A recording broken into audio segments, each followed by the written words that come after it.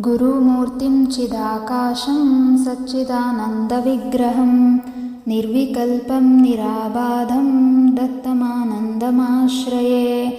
योगातीतं गुणातीतं सर्वरक्षाकरं विभुं सर्वदुःखहरं देवं दत्तमानन्दमाश्रये। अवधूतं सदा ध्यानम् औदुम्बरसुशोभितम् अनघाप्रियविभुं देवं दत्तमानन्दमाश्रये।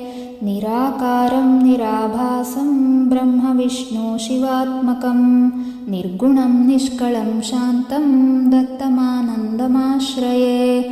अनसूयासुतं देवम् अत्रिवंशकुलोद्भवं दिगम्बरं महातेजं दत्तमानन्दमाश्रये। सह्याद्रिवासिनं दत्तम् आत्मज्ञानप्रदायकम् अखण्डमण्डलाकारं दत्तमानन्दमाश्रये। पञ्चयज्ञप्रियं देवं पञ्चरूपसुशोभितं गुरुपरम्परं वन्दे दत्तमानन्दमाश्रये। दत्तमानन्दाष्टकं यः पठेत् सर्वविद्याजयं लभेत् दत्तानुग्रहफलं प्राप्तं दत्तमानन्दमाश्रये। एककालं द्विकालं वा त्रिकालं यः पठेन्नरः सर्वसिद्धिमवाप्नोति श्रीदत्तः शरणं मम।